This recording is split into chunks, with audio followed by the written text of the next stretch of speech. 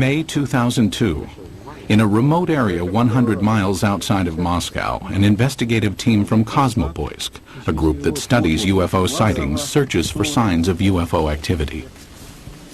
We are going to enter the forest. This is the place pointed out by local people to be the destination of different types of UFOs. Soviet ufologists have been active since the 1960s. They claim that for decades, thousands of citizens have witnessed the appearance of unexplainable objects in the skies over Mother Russia.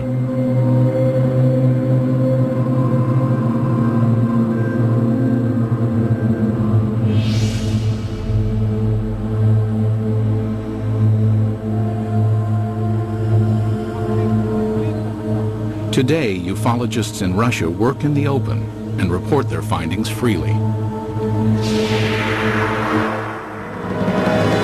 This was not always the case. Before the policy of glasnost was introduced in 1985, independent investigations of UFOs in the former Soviet Union were conducted in a climate of secrecy and fear.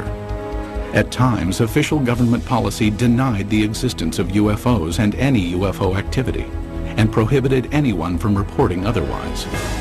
The UFO research in the former Soviet Union was a very complicated matter because one had to deal with overall state secrecy.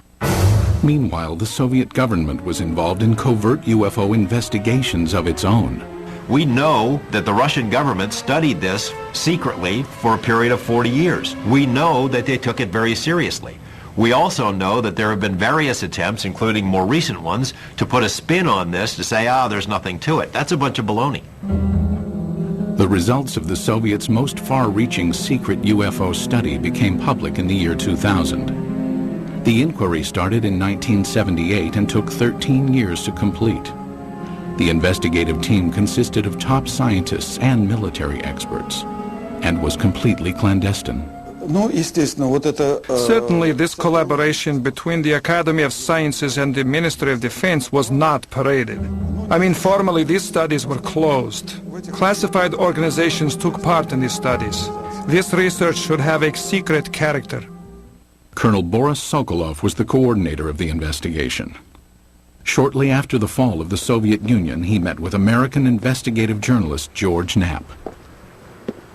Sokolov told us that just as in America, 90 to 95% of these cases could be explained away, but the remaining 5 to 10% could not be easily explained. The 13-year Soviet UFO study scrutinized some of the most puzzling sightings in Russian history. In 1968, a cameraman documenting a test of a Soviet jet fighter noticed a huge triangular object in the sky. He focused his camera on the object and caught it on film. In 1977, an unusual aerial display sent tentacles of light streaming down over the town of Petrozavodsk. Some claim the event caused fine holes to be glazed in glass windows and concrete. In 1982, military personnel at an intercontinental ballistic missile base witnessed several brilliantly lit orbs overhead. Seconds later, a warning light indicated a missile had switched to the prepare to launch mode. Had an alleged UFO come close to starting a nuclear attack?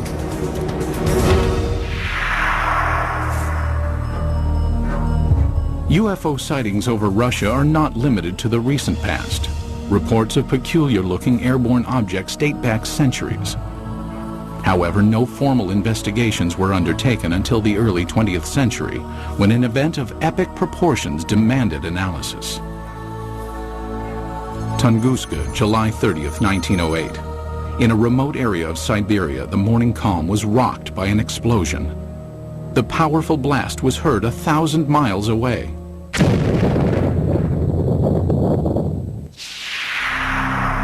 There was an enormous firewall blast, something on the order of 15 megatons of equivalent energy, which is roughly 1,000 times that of the Hiroshima blast at the end of the Second World War. This was an extraordinary event. Because of the remoteness of the Tunguska region, it was almost 20 years before any government researchers visited the site. The first expedition to reach Tunguska was headed by Russian mineralogist Leonid Kulik. When the initial expedition got to the Tunguska area in 1927, the natives were reluctant to show the scientists into the region because they thought the god Agdi had devastated the area because of the wickedness that was going on, and he had destroyed the trees, killed the animals. Kulik eventually convinced locals to direct him to the blast location. Believing a meteorite had caused the massive explosion, Kulik assumed he would find a crater at the point of the meteorite's impact. To his surprise, there was none. He looked for meteorite samples on the ground because often when an object hits the Earth, it throws up debris, and the debris is recoverable around the edges of the crater. But of course he didn't find that either. What Kulik discovered has stirred UFO debate for decades. At the blast's epicenter was a frozen swamp with an untouched clump of fully grown trees in the middle.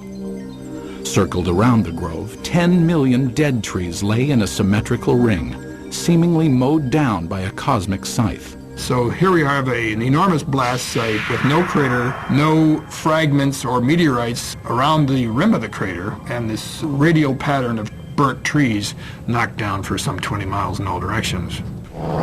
In the years that followed, others traveled to Tunguska to study the unusual occurrence.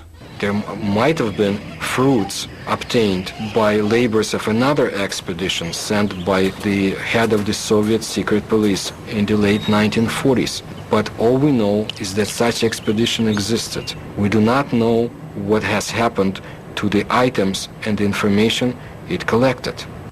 Further baffling ufologists were reports of radiation damage in the Tunguska blast region. There were also some reports of mutations taking place in plant life, and even some humans apparently suffered some gene damage.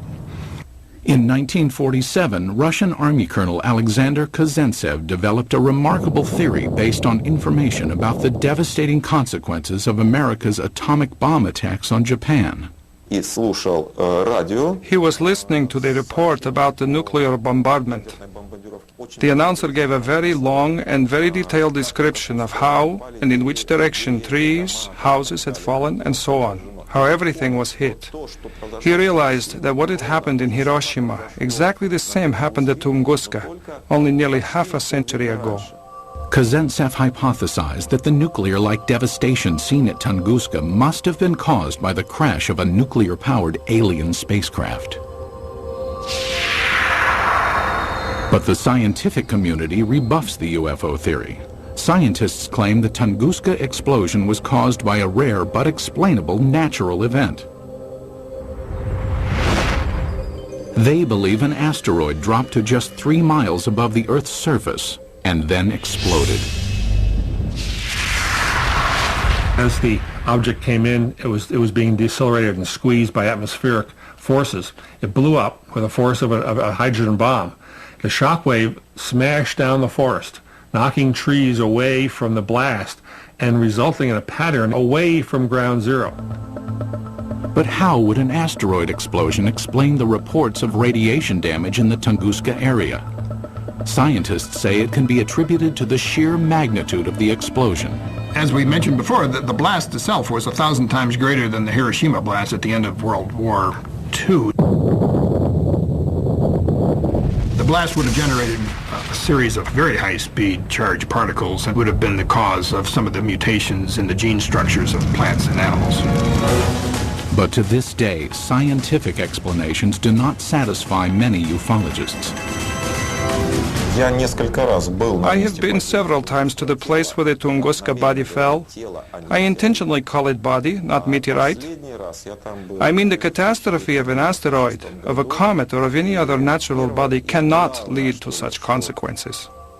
A number of expeditions found things that they couldn't explain. There were some people who were saying that the evidence suggested this was some kind of an alien spaceship. That was the kind of magical explanation you use when you don't have enough real science to understand the physics and the astronomy involved. Throughout the rest of the 20th century, magical explanations of unidentified flying objects over Russian skies would continue. And in one instance would help expose a top-secret Soviet military project.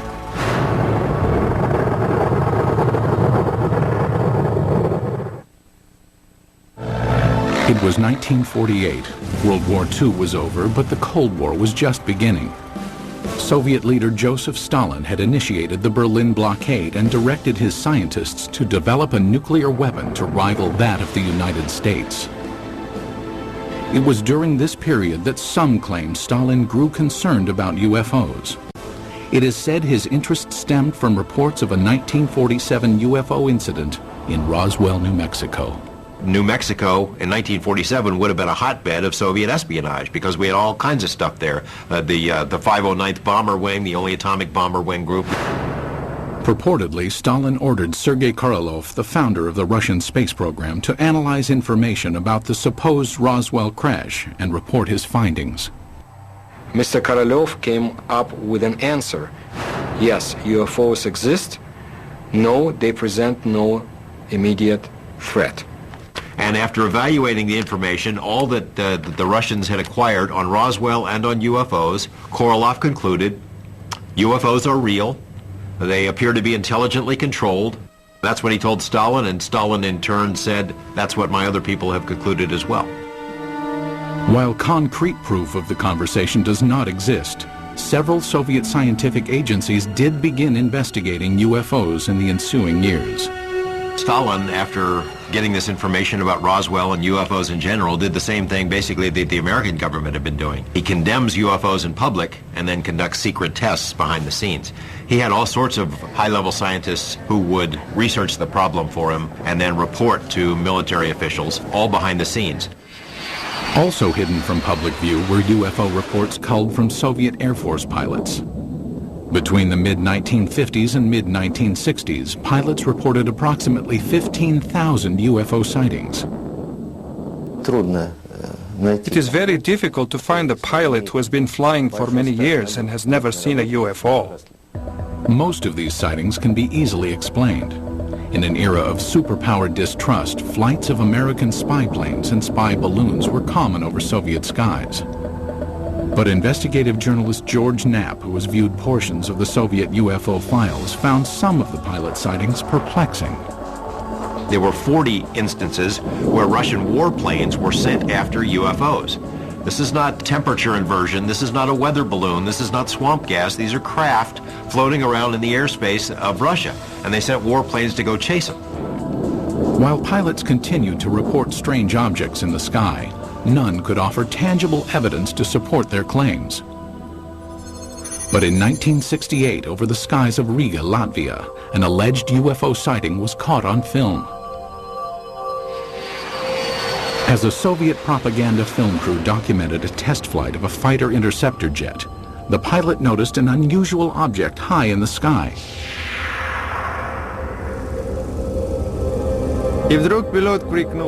And suddenly the pilot shouted, "Look, film it!"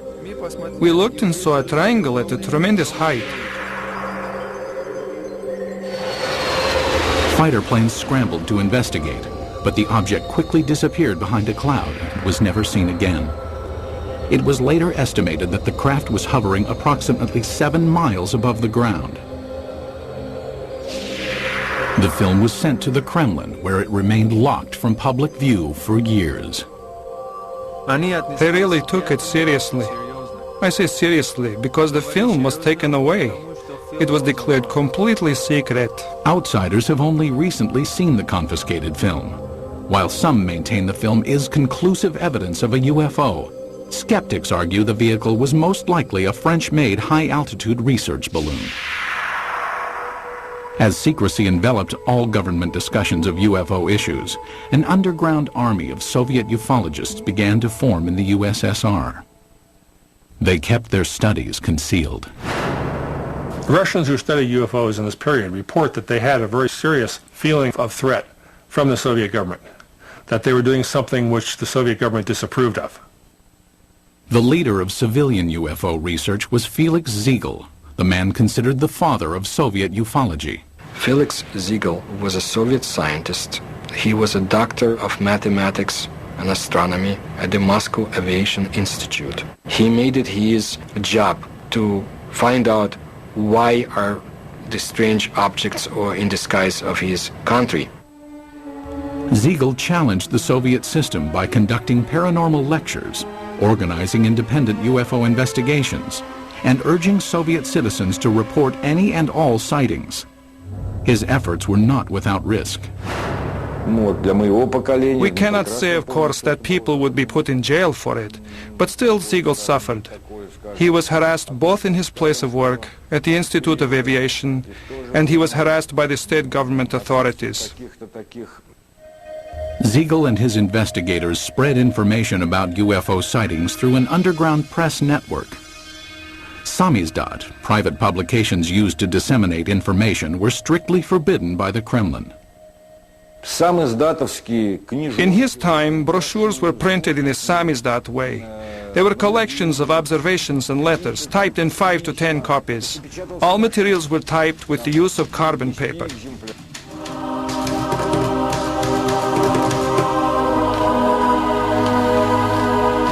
Samizdat papers were distributed by trustworthy messengers who secretly carried the copies from one person to the next.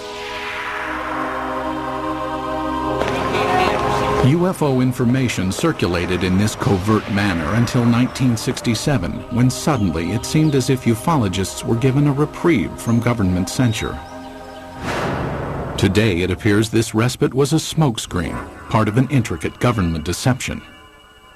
The complex ruse began in 1967 when citizens reported multiple sightings of crescent-shaped UFOs over the skies of the Ukraine and the lower Volga Valley. It was also seen as far south as the Caucasus Mountains, where many astronomers in observatories in the Caucasus Mountains would see these objects flying horizontally from west to east, crescent-shaped, heading toward the east. For reasons unknown at the time, the government allowed press coverage and independent study of the sightings. Felix Siegel was granted permission to form a government-sanctioned investigative committee made up of over 200 scientific and military experts. In October 1967, they convened at the Central House of Aviation and Cosmonautics in Moscow. Their goal? Determine the cause of the mass sightings. On television and in newspapers, Siegel's committee appealed to Soviet citizens to report information on UFOs. For the first time in Soviet history, UFOs seemed to be an open topic. It was like a breath of fresh air. Freedom of discussion about a forbidden subject was permitted to the Soviet citizens. And this was something unheard of. And alas, it did not last long. Within a few months of Siegel's televised appeal, the steel jaws of Soviet censorship clamped down. Reporting of UFOs was once again off limits. The subject was dropped from the controlled media, and Siegel's committee was ordered to disband. The committee was to encourage people to report. As soon as the reports began to gather, somebody in Moscow quashed the activity, canceled the committee, canceled publication of further works, and put a lid on it. Cries of a Kremlin whitewash were immediately sounded. Why the cover-up takes place, I don't know. Is there a cover-up? There's no question about it. But what they were covering up is the question. UFO buffs believe they were covering up alien visitations. I think the evidence is clear they were covering up descriptions of their own secret military aircraft and missile activities and satellite activities. Scientist and NASA consultant James Oberg came to this conclusion in 1977 after studying Soviet space vehicle launch patterns and comparing them to the dates of the 1967 sightings. He deduced that the crescent-shaped objects witnessed in the sky were not alien in nature, but could be attributed to secret tests of a new Soviet missile warhead.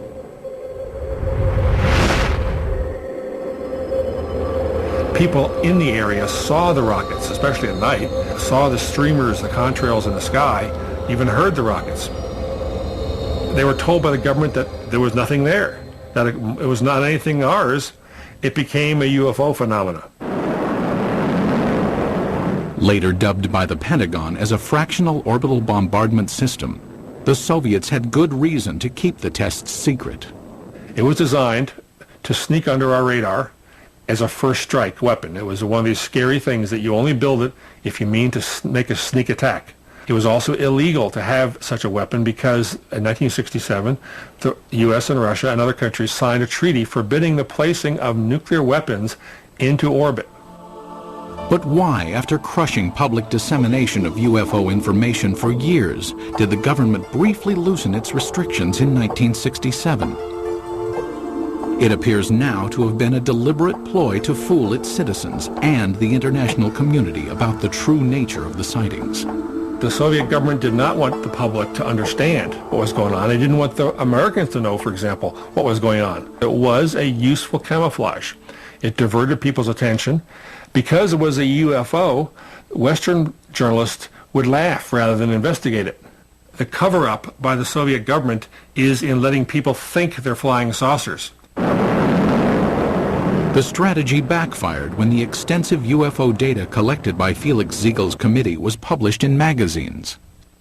The Soviet government realized what these reports really were. They're military secrets. Not described accurately, but accurately enough to be of use to the CIA if they ever caught on. The government said, "Oh my gosh," and other things in Russian, and said no more UFO reports get published in the Soviet Union. For 10 years, public discussion of UFOs was effectively brought to a halt. But that would change in 1977 with the appearance of a strange-looking object over Soviet skies, witnessed by thousands of astonished citizens.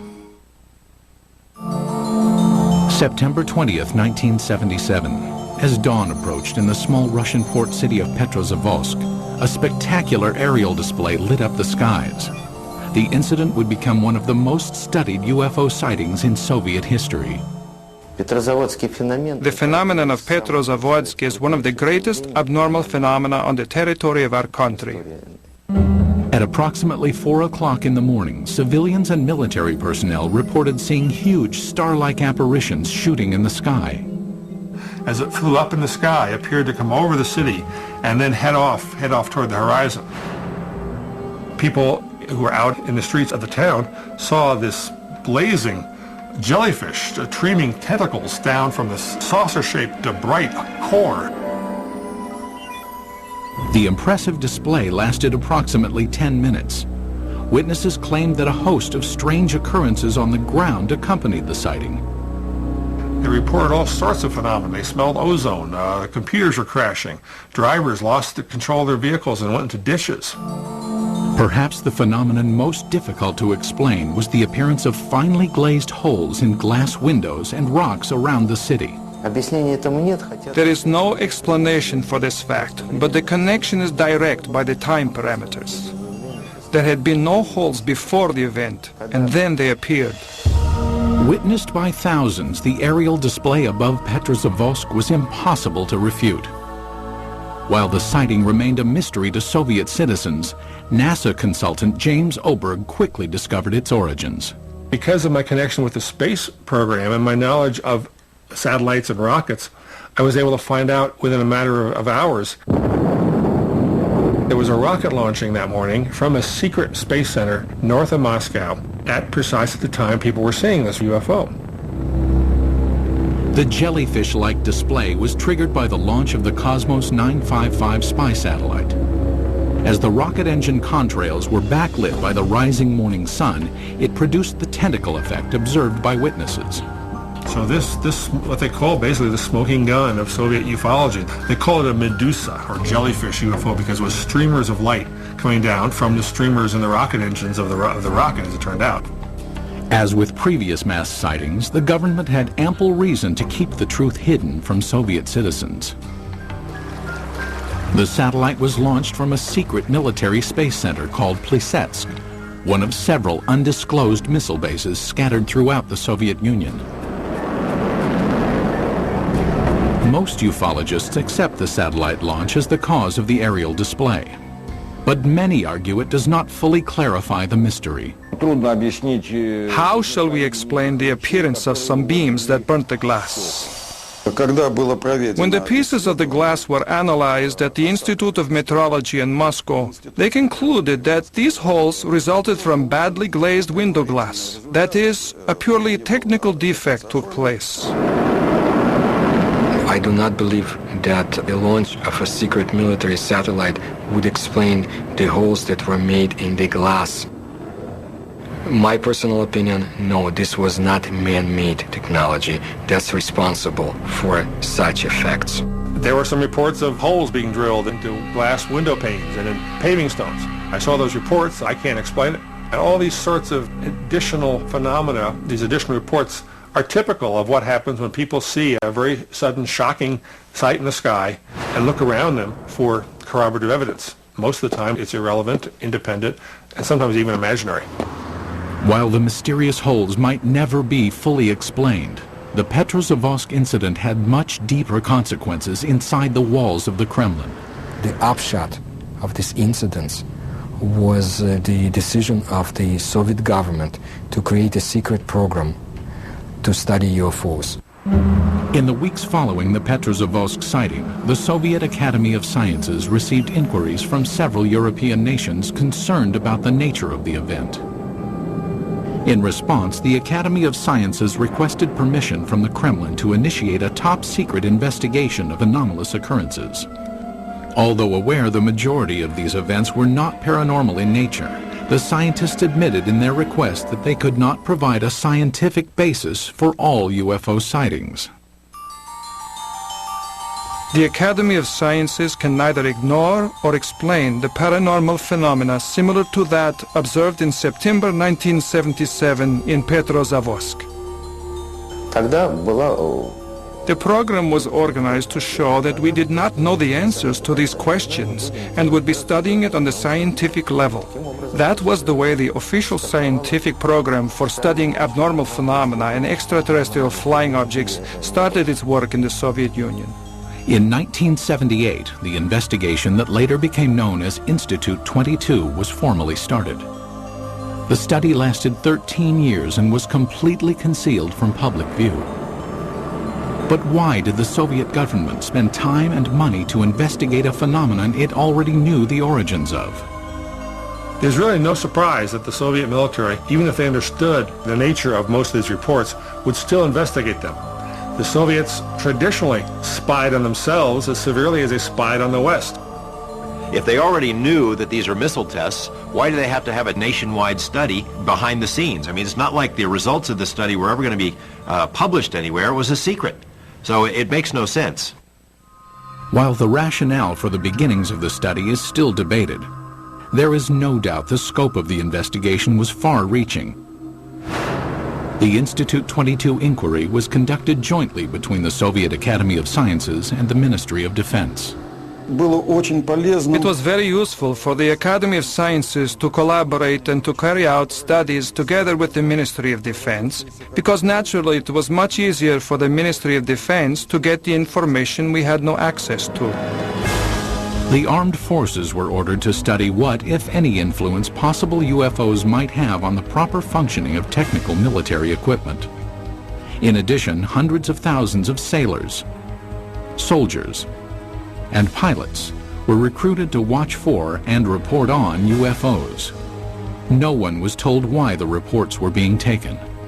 The Ministry of Defense has an enormous observance potential. First, military units are located all over the country. Second, unlike civil organizations, an order from the Minister of Defense is sufficient for making a potential viewer of each military man, and this was done. Every single unit in the vast Soviet military empire had to comply with this study. That is, any UFO, any anomalous object, any ball of light, any strange thing in the sky whatsoever had to be fully investigated.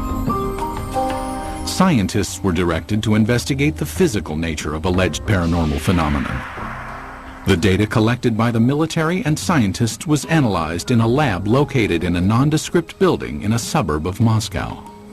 The personnel of the laboratory were not numerous. Not more than 10 people, and this number was never exceeded.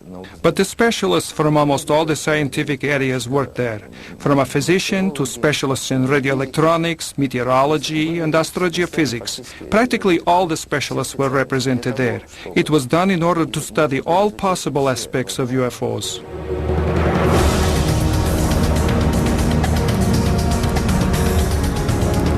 6 years into the study, Institute 22 would be called on to scrutinize an incident of global consequence, when a suspected UFO incident placed the world on the brink of nuclear war.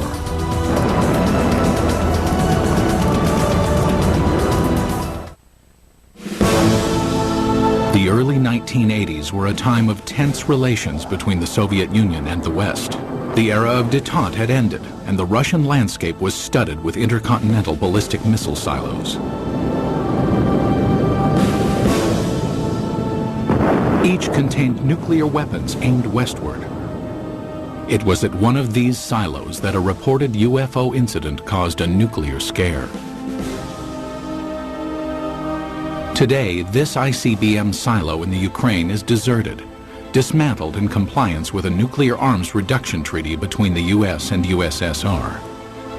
But at this silo in 1982, something went terribly wrong.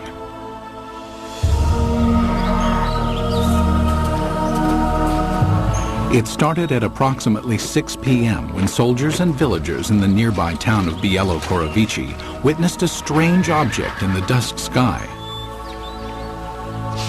A military officer at the time described what he saw. I was riding a motorcycle not far from here. I saw a large object in the air. It had a perfect geometric shape. At the same moment inside the silo, an emergency warning light indicated that a nuclear missile had switched to launch mode.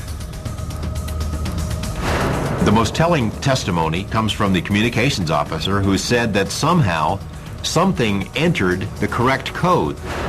But Moscow had not ordered a launch, nor had any personnel in the bunker touched the control panel.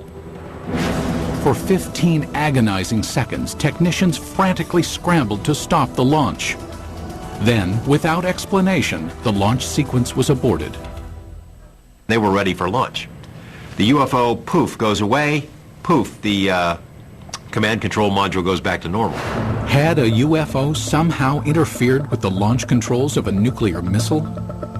A team of investigators from Institute 22, the secret state-sponsored UFO research team, was immediately ordered to the missile base. They established within a very short period, literally half a day, that a military training exercise took place at a nearby aerial ground. Investigators learned that the sighting occurred at the same time and in the same area where the military was testing flares. Dropped out of planes, the flares provided 5 to 7 minutes of illumination. That explained the strange display in the sky. But why did the nuclear launch sequence activate? The fact that the emergency situation coincided with the effects which took place is certainly a remarkable coincidence, but it is still a coincidence.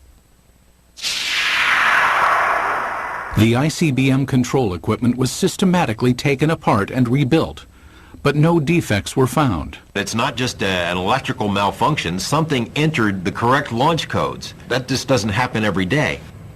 We hear from our government UFOs are not a matter of national security.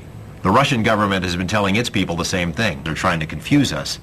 This incident is clear evidence, if ever there was, that UFOs do carry national security implications. After examining the ICBM episode, the investigative team of Institute 22 continued to scrutinize various sightings around the country. Some who reported UFOs had a much closer view than those on Earth.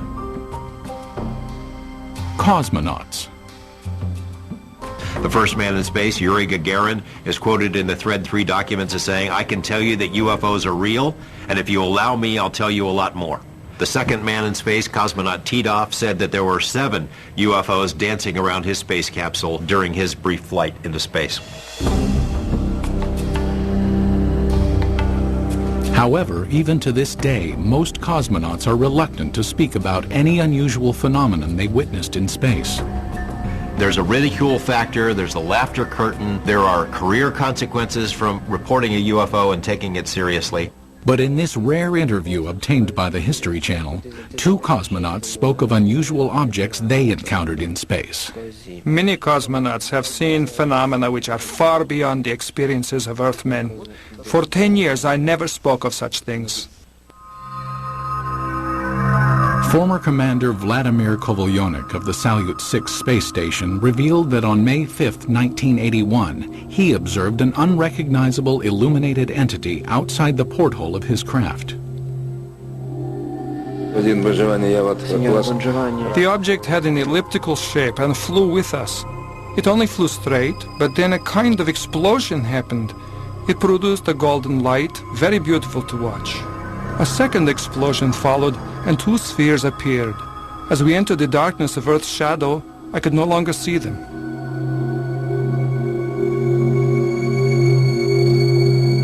On a Mir mission in 1991, cosmonaut Musa Manarov managed to videotape an anomalous object during a routine docking procedure. I was looking out the biggest window. It was directly in front of me. I am familiar with the construction of all spaceships, but this was different. There is ongoing debate about sightings of unidentified objects by cosmonauts and American astronauts alike. Skeptics insist there is enough debris left in orbit to constitute a plethora of unusual sightings.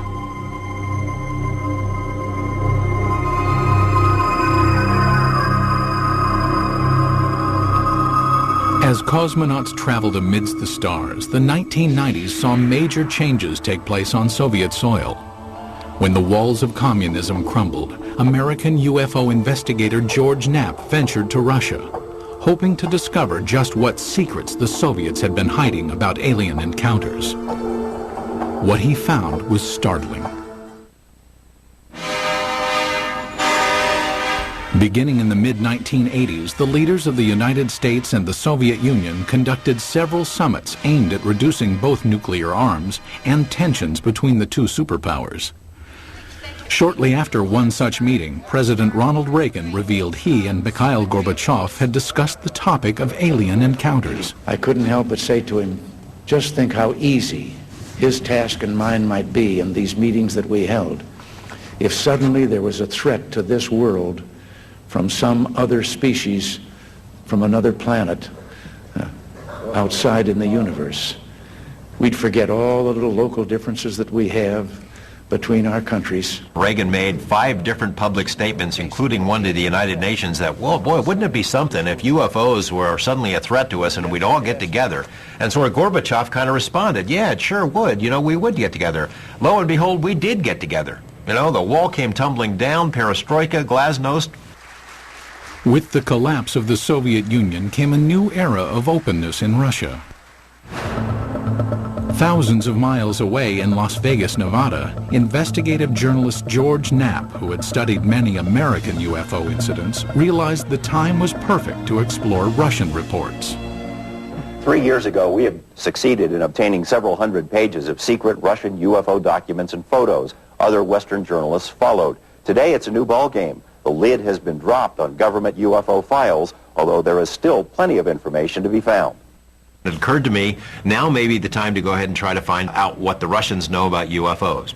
It was a tumultuous, crazy time, but a wonderful time to be there as a journalist. In 1993, Knapp traveled to Russia and was introduced to Boris Sokolov, the coordinator of Institute 22. Like many government-funded scientific projects from the era, Institute 22's funding had been cut and the project disbanded. Sokolov provided Knapp with some of the recently declassified UFO files, containing information on the cases that were more difficult to explain. He had culled from the thousands of reports some of the most interesting ones and had kept them in these binders, and we were able to get them and bring them back. Why would the Russian military study all of this stuff? Colonel Sokolov said it was a very practical reason. They knew that UFOs could do things that their planes couldn't. Figured by studying it, they may be able to get an advantage over us in terms of stealth technology. Upon returning to the United States, Knapp made some of the files public. As a result, Colonel Sokolov was ridiculed by some back in his homeland. Officially, Russia was a democracy, but the communists still had a lot of influence. There were communist newspapers that attacked him broadly as being a sellout to Mother Russia. But the public scorn Sokolov endured was certainly less severe than the consequences he might have been subject to in the old Soviet Union. My friend put it this way. He said, if this had happened 5 years ago, we would be in prison. If it had happened 10 years ago, we'd all be shot for giving up these secrets. But in 2000, the relaxed political climate allowed Sokolov and scientist Yuli Platov to publish a report summarizing the findings of Institute 22. Entitled The History of UFO State Research in the USSR, the report concluded that of the 3,000 UFO sightings investigated, 90 to 95% of the incidents could be attributed to man-made phenomenon, mostly missile launches and research balloons. The remaining 5 to 10% could not be easily explained. He was not willing to conclude that any of these things were extraterrestrials or interdimensionals or aliens from the future or anything of that sort. The thing is that before, the enthusiastic ufologists had affirmed in literature that all we saw was due to contacts with the extraterrestrial civilizations. No. It turned out that only a very small percentage of events remained unexplained. But in a land that for so long concealed information and suppressed dialogue, many ufologists wondered if the report revealed the entire truth. There is a vast treasure trove of KGB documents on this topic somewhere that no one has ever seen. And I know the KGB did release some documents in the early 90s, but it is presumed by a lot of folks that the best stuff is still hidden in a vault somewhere. What happened to the files? Who keeps them? Until we ourselves go through the files, we cannot say whether what Mr. Platov and Mr. Sokolov say is true.